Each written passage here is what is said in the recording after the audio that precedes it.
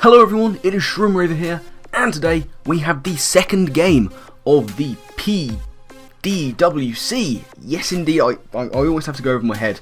It's difficult to get the letters in the right order. There's too many letters. I mean, Rhy, who made this tournament thing, why would you have 4 letters? That's incredibly selfish. All leagues have 3 letters. You know how it's done. It's just very selfish. So the Pokemon Draft World Cup round 2 of the group stages. Now, if you watched yesterday's video, you will know that we did not have the best of starts to this. We got 6-0'd by Schady, which is the worst kind of 6-0 when it's to Schady.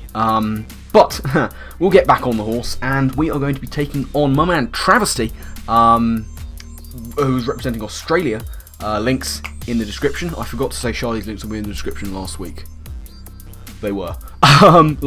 Yesterday. Mind is all over the place. Anyway, we're facing off against Travistey of Australia. I forget his 7th mon again, but what he's got here is the Sharpedo, Keldeo, Heatran, Donphan, Megazord X, and Aerodactyl. I decided to bring Travistey, Shuckle, Lucario, Cresselia, Mega Sableye, and Tauros this time. We decided to bench Skuntank, that's the one. Yes, so pretty cool matchup. I've got some interesting stuff. He, as you'll see, has some pretty interesting stuff on his side as well. We need to bounce back from a pretty nasty loss, and if we lose this game, it might well be game over for our time in the PDWC. So, without further ado, let's get right into this battle and see exactly how things played out. So, I'm going to be leading with my Travistey, and Trav, he's going to lead with Aerodactyl. We have this standoff, who's scarfed, who isn't. Turns out, I think actually none of us were. But I'm going to switch out. I don't want to take a scarfed Stone Edge. I'm going to go into Cresselia, and Aerodactyl is actually going to get up his rocks. So that's good for Trav. Rocks up, I can't get rid of them. So, he's going to switch out. He doesn't want to let me do anything, so he's going to go into Heatran as I go for the Thunder Wave and get this thing paralysed, which is nice. And here, I'm going to reveal that I am packing the Hidden Power Ground, and I nearly do damage, which is cool. And Trav, he's going to get paralysed this turn, which is unfortunate. So I'm going to basically just sit in and continue nearly doing damage with the Hidden Power Ground. So there we go. As Chi said in the chat at the side, only 4 more turns to go. And Trav gets paralysed again because I was sort of being lucky and bad. And I was like, surely, is now the time when I get my lucky and badness back?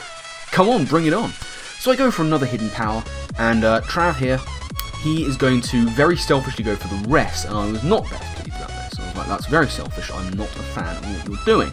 So he is going to switch out here. No sense in him staying in. So he's going to go into the Donphan as I go for a Hidden Power Ground, and like if previously I was nearly doing damage, that was just hilarious. So I go for Moonblast, I do a little bit more, get the special attack drop, which is of course very crucial on a Donphan. He's going to go for knockoff and hurt me very badly, as he gets rid of my Rocky Helmet and takes a bit of damage. So I'm like, I don't want to be any part of this. He's going to switch on out of there. He's going to go into his Heatran, but I'm going to pull a switch of my own. No, I'm not. I'm going to go for Moonlight. What am I talking about? I think I was just kind of trying to stall him a little bit. Go for Moonlight. Yes, so Heatran's in. He's going to burn some sleep turns as I steadfastly keep going for Hidden Power Ground, even though it's really getting me nowhere fast. But this is the point where I decide to switch, because I see that I'm getting nowhere fast. I know he's got 1 turn of sleep, and he hasn't revealed Sleep Talk. So, offensive play, in comes Lucario, and right now Trav is kind of thinking, what do I sack to Lucario? Because he basically has to. This Heatran will die if it stays in. I so quickly click close combat, you don't even know how fast I click that button. In comes Donphan to die. It's done some things and some stuff, but it is time for Donphan to leave us. And that's exactly what happened. So, first KO of the tournament for Lucario. Woohey! Now, Trav can go into Keldeo, and I'm like, nah, not having any of this. So I Batman on out of there, and I go into my Cresselia, who is a counter pretty much to Keldeo, but Trav makes the very good play. He knows it's coming. He goes for Toxic, even on the Lucario, knowing I wouldn't stay in. So good play by him. I figured he'd have to have Toxic on the Keldeo, but I was kind of hoping he wouldn't go for it. But he doesn't want to stay in against me. He catches me on the switch, but he doesn't want to stay in. And back in comes this damn Heatran, who I'm just having issues with. But I see the switch coming, and I go into my Thunderous Therian. Walking like Hawking comes back, and he is going to fire off a more powerful version of Cresselia's offense against Heatran. That's going to be my hidden power ground, and I still don't quite kill it, which is unfortunate. But he wakes up and he goes for Fire Spin. He is a rest, toxic, Fire Spin trapping dickish Heatran set, which, you know, I love. I don't have anything against that. Toxic trapping with healing is brilliant, and I love that. Anyway, I go for Thunderbolt, down goes the Heatran. Thunderbolt is basically going to kill most things now. But in comes the Aerodactyl, which screams Focus Sash, so I'm not going to take the risk. I'm going to get the hell on out of dodge, and I'm going to go into my Sableye. Sableye comes in, Aerodactyl goes for the Rock Slide, which we nimbly dodge, so I'm like, yes, Lucky and Bad is right back with us. Fantastic. So he switches out, does want to take a Will-O-Wisp, so goes into the Zard to try and soak that up. But I'm not going for Will-O-Wisp, I'm going to Mega on up and just go for a Dark Pulse at this point because I wanted to break the Sash. So Zard takes a little bit of damage. He is going to Mega up himself with the Mega Zard X, and he's going to go for a sub, and I'm like, oh no sir, no, we are not having any of that. So I go for the Dark Pulse, break his sub, and now I'm just kind of hammering Dark Pulse. He's going to go for Roost, get himself some health back. I'm still hammering the hell out of Dark Pulse because I'm like, I'm not letting you set up a sub because I know what that means. It means you've got set up and I'm not a fan. And there it is. There's the Swords Dance as I decide, haha, I'm going to be sneaky. No, next turn this happens. I go for Dark Pulse. This turn I decide to be sneaky as he goes for the Roost. I'm like, haha, I'll take this opportunity to go for a Calm Mind because then I'll take a hit and fire back with an even more powerful Dark Pulse, except he just kills me. And Sableye drops very, very quickly to the Flare Blitz.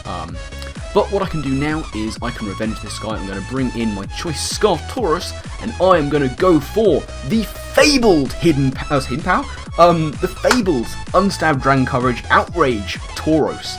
Ladies and gentlemen, going to take out the Zard X. So Trav should have forfeited there, really, as we all know, but he's very selfish and he didn't forfeit. So I go for Outrage on the Keldeo, which does this 37, that's not bad.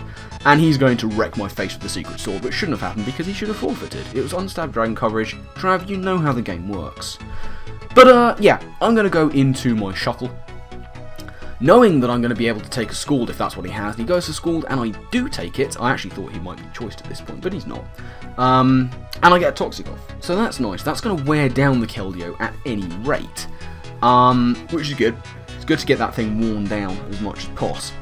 And he's going to take out my Shuckle with another Scald. That's absolutely fine. Shuckle did a thing, kind of, a little bit, maybe, potentially, perhaps. But yeah, Keldeo is taking the toxic damage. It's racking up a little bit too much for his liking.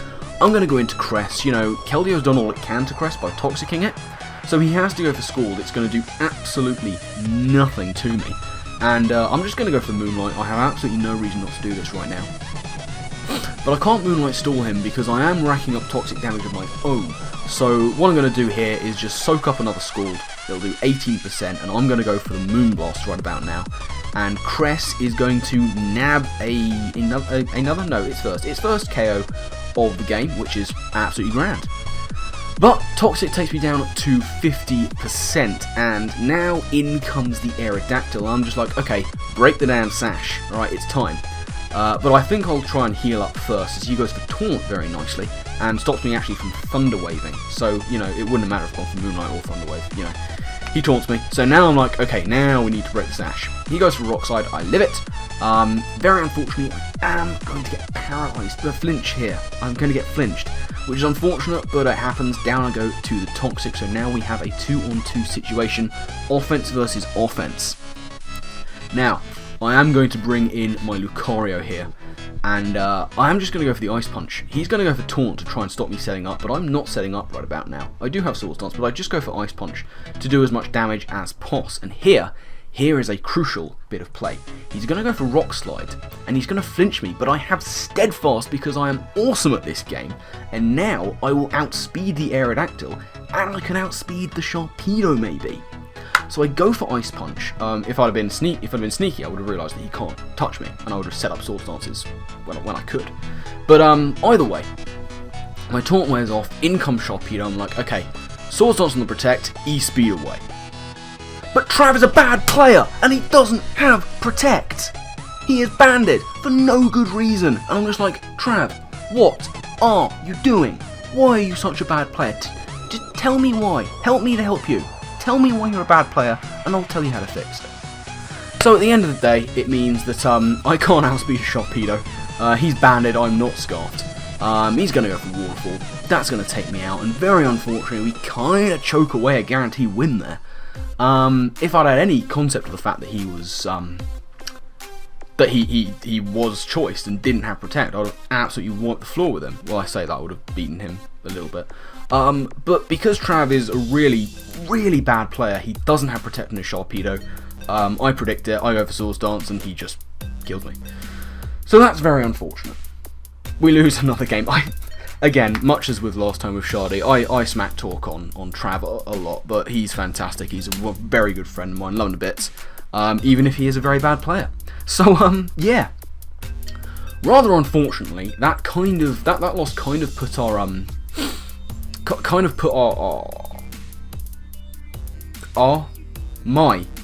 time in this tournament in jeopardy, because I needed a lot of results to go my way and with big margins in order for me to progress through with one win. It was going to be tough. Essentially, I can't remember exactly how it worked out, but I think I needed Trav to lose to Bluesy. I needed results to go my way. Basically, me qualifying was kind of semi out of my hands at this point. But what happened in the next games you'll see tomorrow when we talk about and view the battle against the Edinburgh Nite Bluesy. I think his name's, I'm pretty sure his name's Bluesy. The Edinburgh Nite, representing, funnily enough, Scotland. Yeah, so that was an unfortunate loss.